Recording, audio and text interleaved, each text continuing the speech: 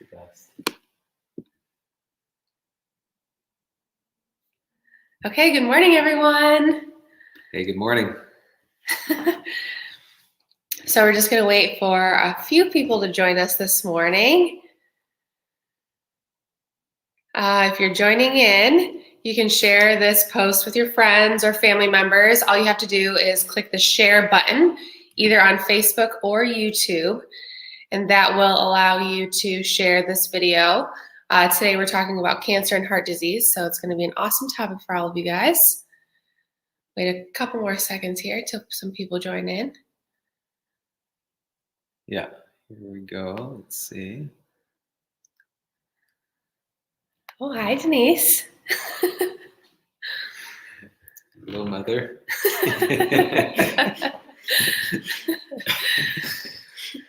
What's going on in Canada? Oh my goodness. Yeah. Unbelievable news. Unbelievable. All right, should we get started here? Sure. Can anybody else hear us? Just my mother on? Is your mother on? No. Your mother? No, you're not? It's just your mother. Thank you. Appreciate that.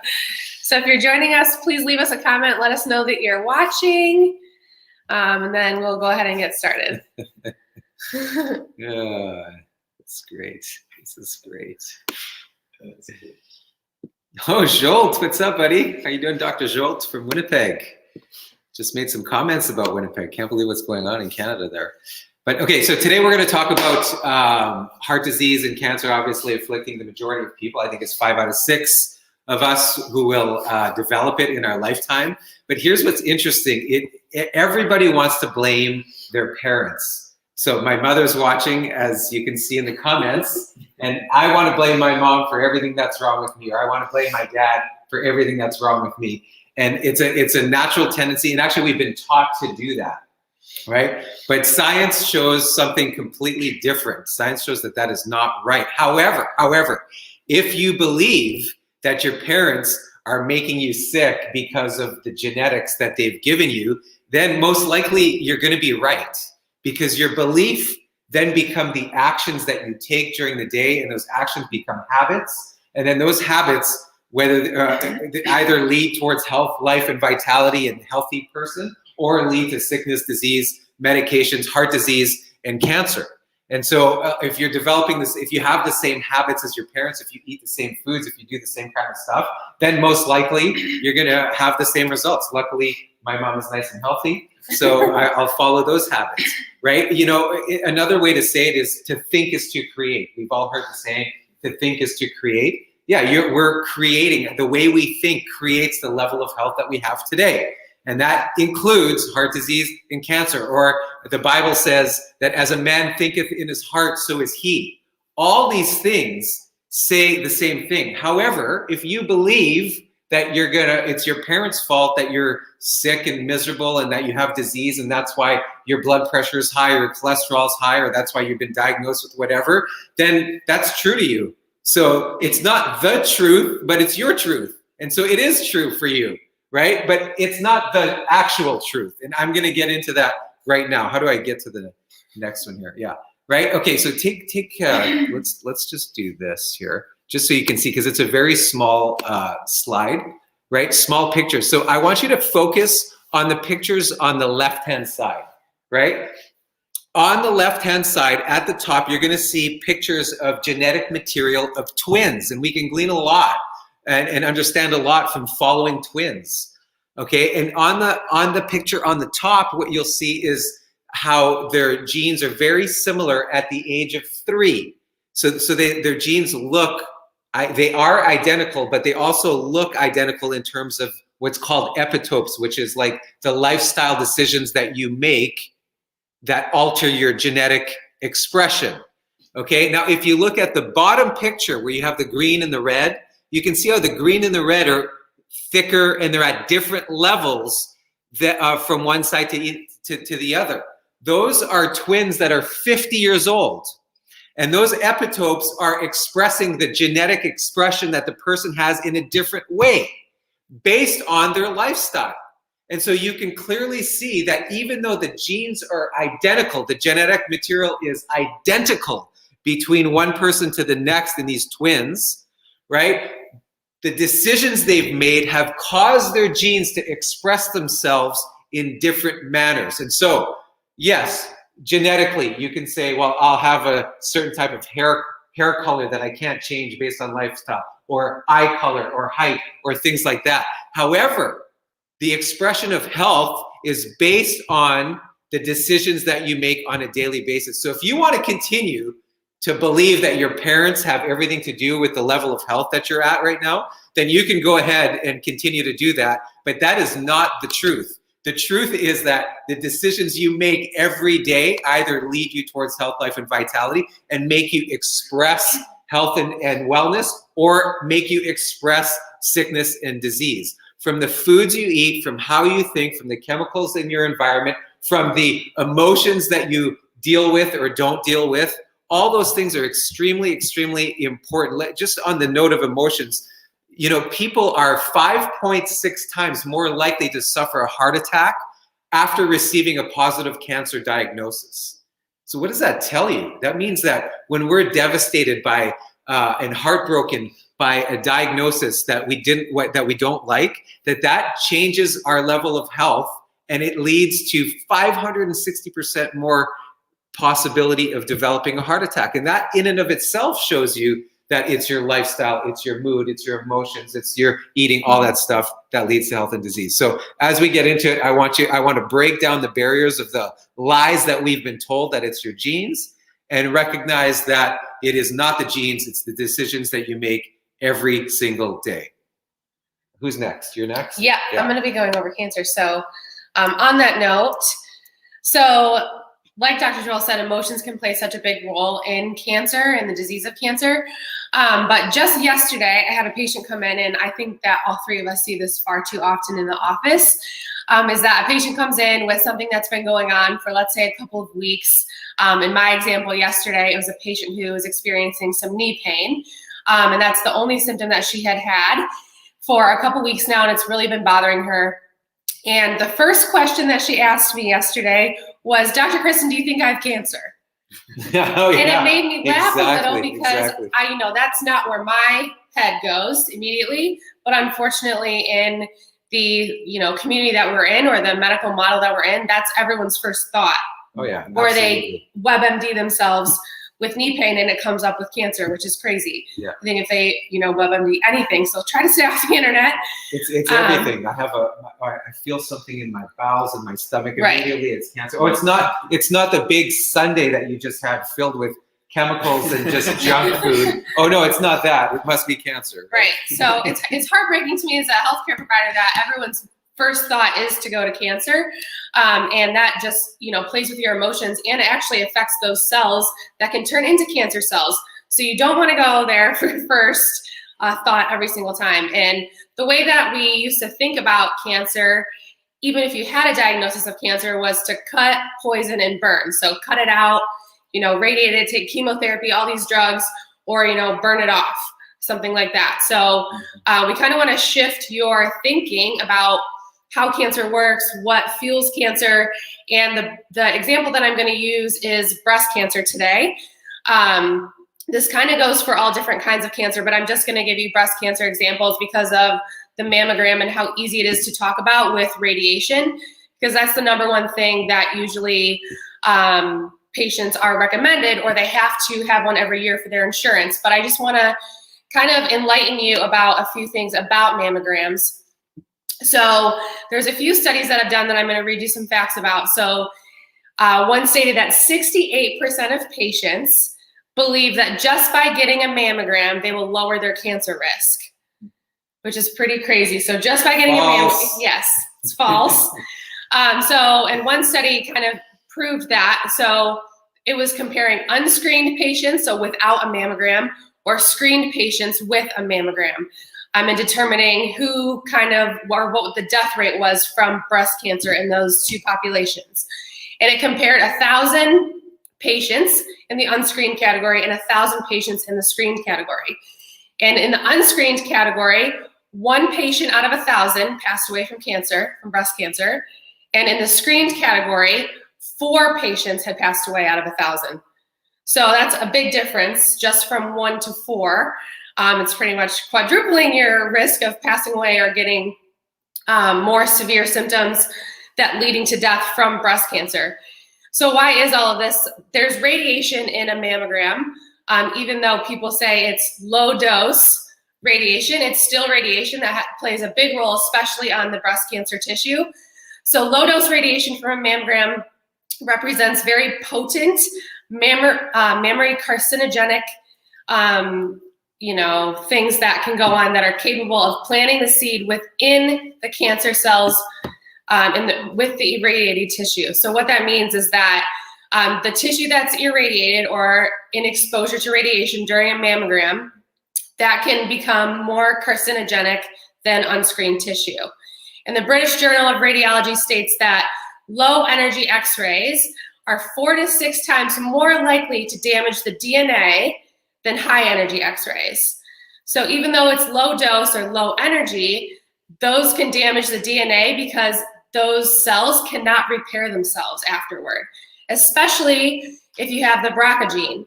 So the BRCA gene is just that you're more susceptible to breast cancer, and low dose radiation affects those genes way more than people who don't carry the BRCA gene. You're actually at a 55% increased risk of breast cancer if you've had a mammogram under 30 years old, if you have the BRCA gene.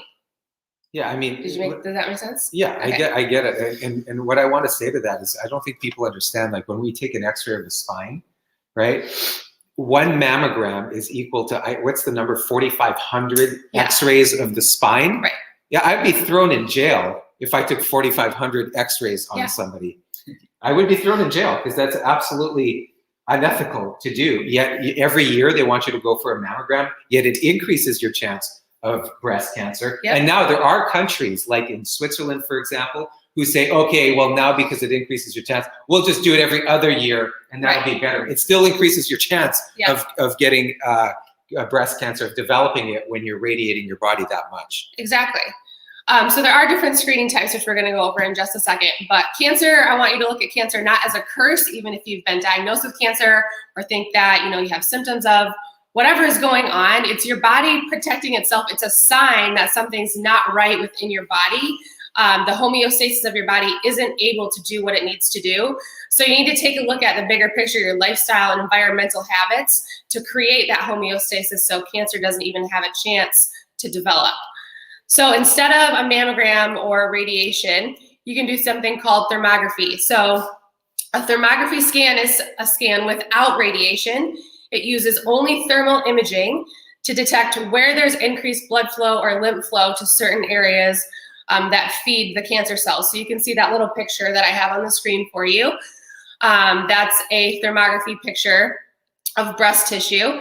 And you can see that the red is more of a more blood flow, more lymph flow there. So there's a problem in that area versus the other side that's green. So that's what a thermography scan looks like. And it's not just in breast tissue. You can actually do a full body thermography scan to detect blood flow or lymph flow to different areas to detect different abnormalities. And the white chart that you see on the screen there, so I'll make it a little bigger so you can see. I don't know if this will help. But on the chart, so this kind of shows you exactly when and how thermography can detect those cells.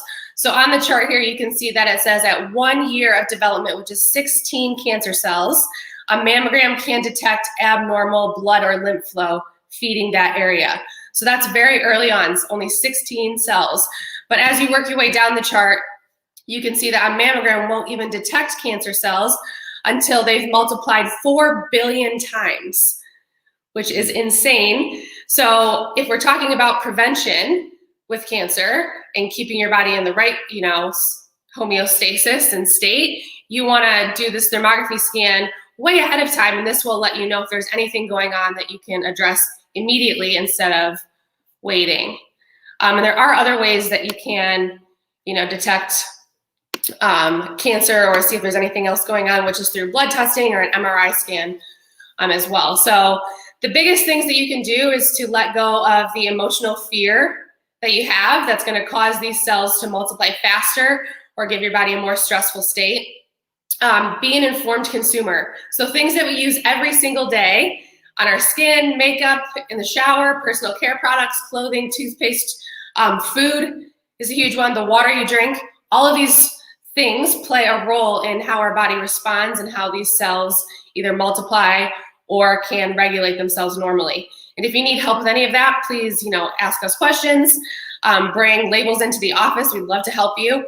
Or you can go to ewg.org, the Environmental Working Group, and that's a great resource as well to see if that product is something that you want to use on your body every day. Okay, so now we're going to move into heart disease with Dr. Alex. And Pat Allard, I will answer your question in a little bit. Okay. Yeah, that was very good information. I'm going to talk about heart just real quick. And one of the leading causes of death in this country happens to be heart disease, right? And so I get a lot of patients that come in, and I look over their paperwork, and a lot of times I see under medications it says none. And then I ask again the question, because I know multiple times I get the same answer, that they say they're not on any medications.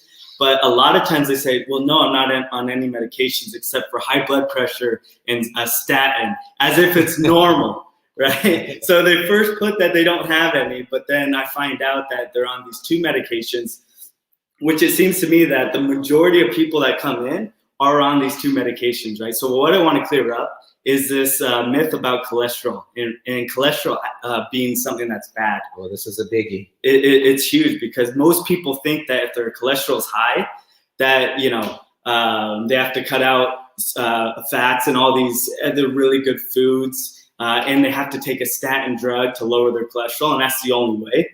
But cholesterol is absolutely crucial for your body, right? So your brain, your hormones require cholesterol.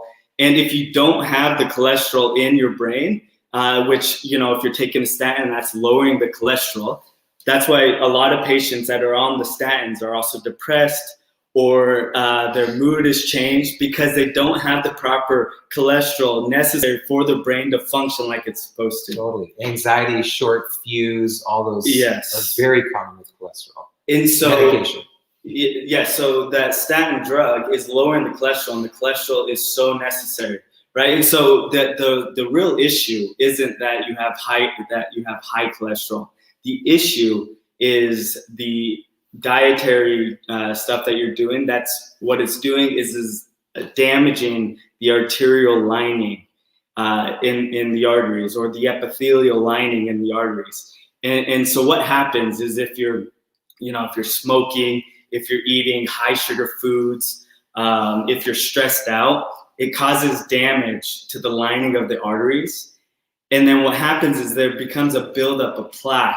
And if you don't change those lifestyle changes, it just gets worse and worse, right? And so what cholesterol does, right, it goes through the blood, but you have what are called LDLs, which most people think that those are the bad cholesterol. So LDLs are your low density lipoproteins, which carry cholesterol to the cells. And so the reason why people think that because you have high LDLs, you have it's bad and you have high cholesterol, the LDLs are just in the area triggering an immune response to your body to go lower the inflammation in that specific area. So just because they're present in that area, a lot of people think that that's the cause of the issue, and that's not the case, right? Like I said, it's the sugar that you're eating, the processed foods that you're eating, the damaged fats that you're eating that's causing inflammation in the arteries that's leading to that, right? And so another example would be the medications that you're taking as well that can cause damage to the gut lining, which leads to what's called leaky gut syndrome. And by opening up the leaky gut syndrome, or the lining within the digestive tract, different things are able to get into the bloodstream that aren't supposed to be there. And then that will lead to the inflammation in that area. And so there are certain things, and this cholesterol myth was busted back in 1973, right? But it happens to still be told to you on a daily basis, and the statins are not helping. It's only making it worse. Well, I think they're just, people believe that, or they're being told that just to sell them drugs. Yeah. Because the drugs don't decrease, if you're on statin medications, blood pressure medication, they don't decrease your chance of a heart attack or stroke at all. So why people take them, I just still don't get it. I actually think if you're seeing a doctor who still believes that the cholesterol is causing heart disease, you need to find a doctor who's with it, who actually has read research in the last 50 years, because that's insane to continue to promulgate this lie and have people believe this. Yes, exactly. And there's some natural things that you can do to lower the chances of heart disease. And the first thing is to healing the emotional stress, right? So what I was talking about earlier is that stress can lead to the damage of the arterial linings. You have to lower the stress as much as physically possible, right? There are some situations that it's hard to, avoid some stress, but you can practice breathing techniques that we've talked about in the past. And just, get rid of things that are stressful in your life as much as possible. Exercise is going to be great. Obviously, if you're not exercising, you have to get out, you have to get oxygen in the blood. Good fats, you have to eat good coconut oils, avocado oils. These are so good sources of good cholesterol that help, go to the brain, they go to the cell linings. It's just so beneficial for you. Calcium dense foods, one really important point here is that most supplements, if you're taking a calcium supplement, the calcium is from very damaging toxic sources, right? And so Let's just say it's from rock. It's from rock. Like most calcium that you buy off the shelf at Costco or whatever grocery store you're buying it from, they're shaving rock, putting it in a pill form and saying, here, take this calcium. That's not the calcium that our body needs. There's something called nutrient intelligence. Yeah, and that calcium will build up, like I was saying, in the arterial linings, which will lead to calcification. Of course. And so you need calcium-dense foods like kale, for example, and amongst others. And garlic, which is a natural anti-inflammatory. Pterostilbene, which is, is the active ingredient in resveratrol, which is found in the skin of blueberries and grapes. Dark chocolate, it's very good at for the opening up the arterial linings. Pomegranate, beets, all these are so good. Beets is so beneficial. It helps naturally dilate vasodilation of the arteries. So if you have so much arterial plaque build up in the arteries, the beets are going to help open up those vessels so that blood is able to get to the heart. And then turmeric, natural anti-inflammatory. Omega-3, watermelon and omega-3 fatty acids, real quick, I just want to say, you hear that you can get this omega-3s from tuna. I would avoid that completely because there's so much mercury built up in the tuna that it could become toxic to the body more so than beneficial. So things like sardines or anchovies are a better source of small fish that are very good sources of omega-3 fatty acids. Totally. So I have a question here from Pat Allard from Winnipeg. And he said, can some diseases be genetic?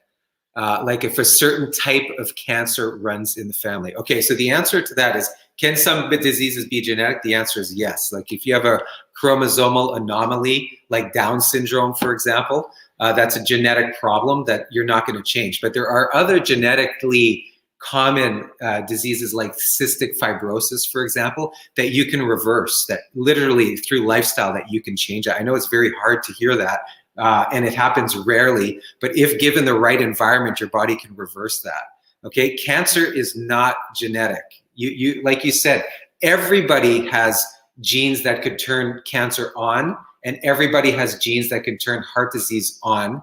Right? It just depends on your lifestyle, because your lifestyle will be able to turn those genes off.